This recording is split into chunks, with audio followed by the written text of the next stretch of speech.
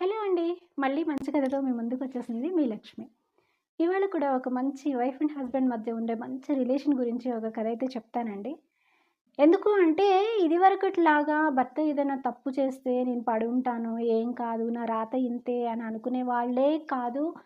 ఇలా వాళ్ళ ఆత్మాభిమానాన్ని వాళ్ళు పోగొట్టుకొని, వాళ్ళ మీద వాళ్ళకి నమ్మకం ఉన్న భార్యలు కూడా తప్పకుండా ఉంటారు అని కొంతమందికైతే ఖచ్చితంగా తెలిసిద్దండి. మనం మగవాళ్ళం కదా! మనం ఏం చేసినా చెల్లిద్ది అని అనుకుంటే, అన్ని సార్లు చెల్లదు అని చెప్పి తెలిపే కథనమాట. చాలా ఇంట్రెస్టింగ్‌గా ఉంటది. ఖచ్చితంగా వినండి. ఒక భార్యాభర్త ఉంటారండి. వాళ్ళకొక పాప కూడా ఉంటది. ఒక 7, 8 సంవత్సరాల పాప కూడా ఉంటదనమాట. వాళ్ళ పెళ్ళైన దగ్గర నుంచి బానే ఉంటారు. కానీ మరి సడెన్‌గా ఏమైతదో కొన్ని నెలల నుంచయితే మాత్రం ఆయనలో తేడా గమనిస్తూ ఉంటదావిడ. అంటే ఆయన ఏం చేస్తూ ఉంటాడు, ఇంట్లో పట్టించుకోకపోవడము, వీళ్ళెవరైనా పాప కానీ, ఈమె కానీ ఏమన్నా మాట్లాడాలని చూస్తే విసుక్కోవటము, చిరాకు పడిపోతూ ఉంటాడాయన. వీళ్ళకి అర్థం కాదు. అదేంటి మొన్నటిదాకా మంచిగా ఉన్నాడు కదా! అని సరే ఆఫీస్ టెన్షన్స్, వర్క్ టెన్షన్ ఏమోలే అని చెప్పి వీళ్ళిద్దరూ ఊరుకుంటారనమాట. ఒకసారి ఈయన ఆఫీస్‌కి వెళ్ళిపోగానే వాళ్ళ ఆవిడ ఫోన్ చేసిద్దనమాట. ఆవిడ ఇంట్లోనే ఉంటది. సో, ఆవిడ ఇంట్లో పనులన్నీ చక్కగా చూసుకుంటది కాబట్టి ఆవిడ ఫోన్ చేస్తది.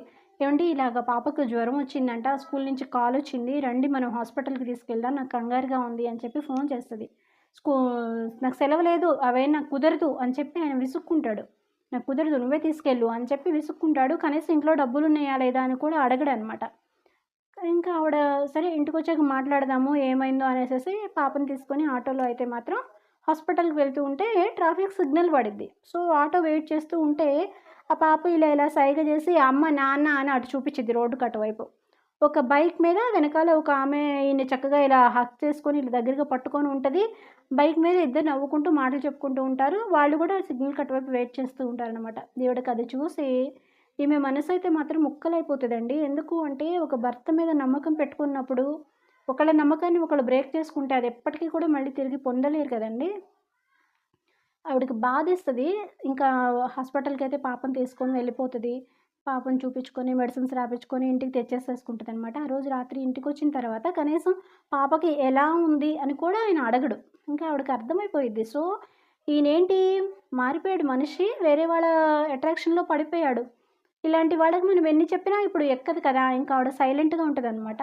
ఏమీ దగ్గరికెళ్ళి పెట్టడం కానీ, అన్నం పెట్టడం గానీ అవేమీ చెయ్యదు. సైలెంట్‌గా తన రూమ్‌లో ఉంటది.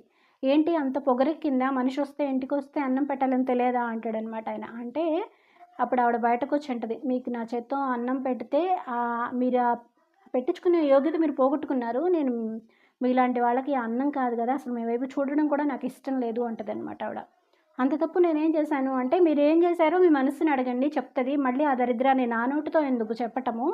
నేను చెప్పను. నేను మీతో మాట్లాడను.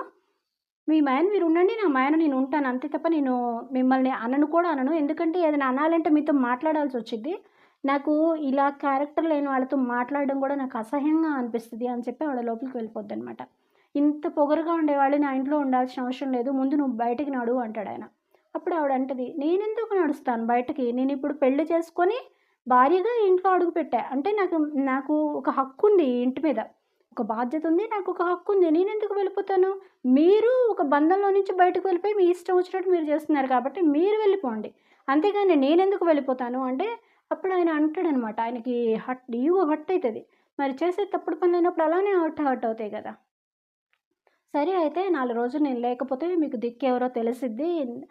పూట పూట తెచ్చి అన్నీ పెడుతుంటే మీకేం తెలియటం లేదు అని చెప్పి నువ్వే నా కాళ్ళు పట్టుకొని బతిమలాడితే కానీ మళ్ళీ ఇంట్లో అడుగుపెట్టను అని చెప్పి బ్యాగ్ తీసుకొని, బట్టలు తీసుకొని వెళ్ళిపోతాడండి. అప్పుడు ఈవిడంటది, "నా ప్రాణం పోయినా కూడా నిన్ను రమ్మని నేను బతిమలాడను. మేము ఆడవాళ్ళము ఎంత కష్టాన్నైనా మేము ఓర్చుకోగలుగుతాం. కానీ నమ్మక ద్రోహాన్ని నేనెప్పుడు తట్టుకోలేను. నాకసలు అవసరం కూడా లేదు" అని చెప్తది ఈవిడ. ఈయనైతే ఎవరినైతే ఆయన ప్రియురాలు దగ్గరికైతే వెళ్ళిపోయి వాళ్ళిద్దరూ ఉంటారండి.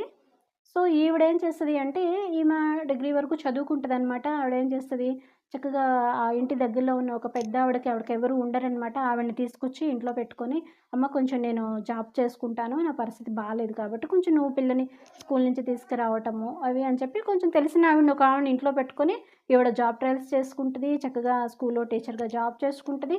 పాపని పెట్టుకొని ఈవిడ లైఫ్ అయితే ఈవిడ చక్కగా లీడ్ చేసుకుంటూ ఉంటదండి.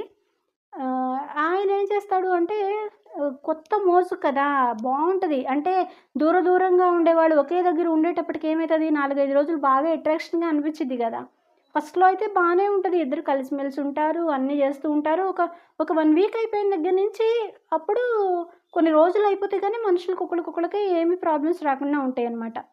ఇంకా ఆయనకి ఒక ఏదడిగినా కూడా ఆమేమి రెస్పాన్సిబుల్‌గా చేసి పెట్టడం కానీ, అలా ఏం చేయదు. వాళ్ళ భార్యలాగా ఉండదావిడ. అంటే ఇంట్లో పనులు చేయటం కానీ, ఆవిడ జాబ్ చేసే దగ్గరే గదా! పరిచయం అయింది ఇతనికి.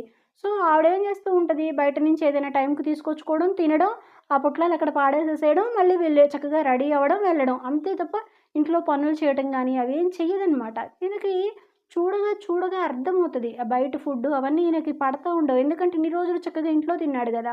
నేను తినలేకపోతున్నాను వంట చెయ్యి అంటాడాయన. వంట జేస్తాను, ఇంకేమన్నా జేస్తాననుకుంటున్నావా? నేనేం వంట చేయను. నాకసలు వంట రాదు.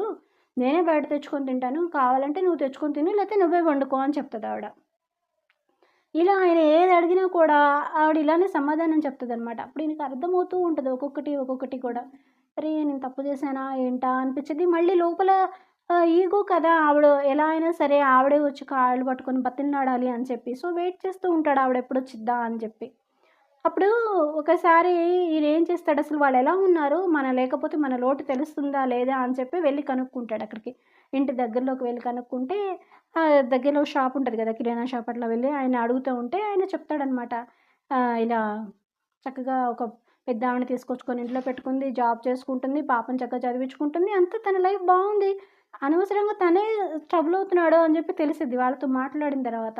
అరే! నేను తప్పు చేసేసాను అని అనుకోని కూడా ఏం జేస్తాడు, ఇలా ఆలోచించుకొని, లేదు నేను మా ఇంటికే వెళ్ళిపోతాను నేను.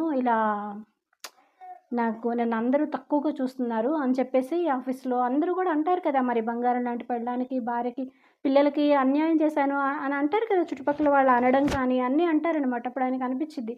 లేదు అయిందేదో అయిపోయిందని చెప్పి ఇంటికి వెళ్ళి ఆవిడ దగ్గరికి వెళ్ళి, "సరేలే క్షమించేసేసేయి. ఈసారి నుంచి అలా ఏమి జరగవు" అని చెప్తాడు. ఆమంటదనమాట. "నేను నీకు ముందు రోజు అదే చెప్పాను. ఇప్పుడు ఇదే చెప్తున్నాను. నువ్వు ఇంట్లో ఉండొచ్చు. నేనేం నిన్ను వద్దు అనను. ఎందుకంటే పాపకి పాప రెస్పాన్సిబిలిటీ నాకెంతుందో నీకు అంతే ఉంది. పాపకి తండ్రిలాగా మాత్రమే ఉంటావు నువ్వు ఈ ఇంట్లో. అంతే తప్ప నాకు భర్తగా మాత్రం నువ్వు ఈ జన్మలో ఉండవు. నువ్వు నువ్వు వేరే ఉంటావు. నేను వేరే ఉంటాను. వేరే గదుల్లో ఉంటాము. అంతే తప్ప నేను పాపకి తల్లిలా ఉంటాను. నువ్వు పాపకి తండ్రిలా ఉంటావు. అంతే తప్ప మనిద్దరి మధ్య అయితే మాత్రం ఏ రిలేషను ఉండదు. నాకొకసారి నమ్మకం నా మనసు విరిగిపోయింది. ఇంక అది ఎప్పటికీ అతుక్కోదు. కాబట్టి నువ్వు నీ ఇష్టం వచ్చినట్టు చేసుకో. అంతే నువ్వొచ్చినా నాకొచ్చే నష్టం లేదు. నువ్వు రాకపోయినా నాకొచ్చే నష్టం లేదు. నా కష్టం మీద నా బిడ్డనైతే నేను చదివించుకోగలుగుతాను అని చెప్పి సమాధానం చెప్తది. ఈయన అనుకుంటాడు ఆడవాళ్ళేముందిలే 4 రోజులు అలానే అంటారు. నేను కళ్ళ ముందు కనపడతా ఉంటే 4 రోజులు కాకపోతే ఐదో రోజులకి నా దగ్గరికే వచ్చేసిద్ది అని చెప్పి ఆయన అనుకుంటాడు. కానీ ఆవిడ ఎప్పటికి కూడా ఆయనతో మాట్లాడను కూడా మాట్లాడదండి ఆవిడ. అప్పుడు ఆయనకు అర్థమవుతది ఏదైనా సరే చేజార్చుకోవటం చాలా సులువు. కానీ తిరిగి సంపాదించుకోవటం అనేది చాలా కష్టం అనమాట.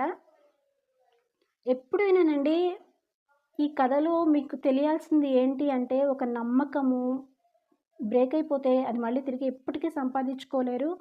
అండ్ అందరూ కూడా ఒకలాగా ఉండరండి. అంటే ఏదో జరిగిపోయిందిలే ఇట్స్ ఓకే అని అనుకునే వాళ్ళు కూడా ఉండరు.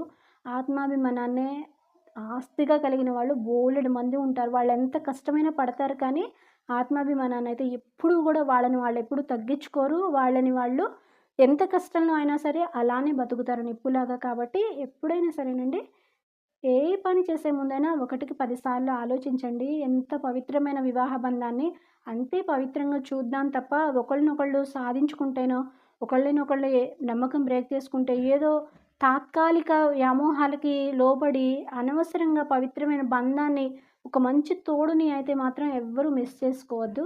ఇది ఇవాల్టి కథ. ఎలా అనిపించింది? బావుందా? కథ నచ్చితే మాత్రం తప్పకుండా లైక్ చేయండి, షేర్ చేయండి. కథ ఎలా ఉందో నాకు కామెంట్ చేసి చెప్పండి. ఉంటానండి. మళ్ళీ మంచి కథతో మీ ముందుకొస్తా. మీ లక్ష్మి.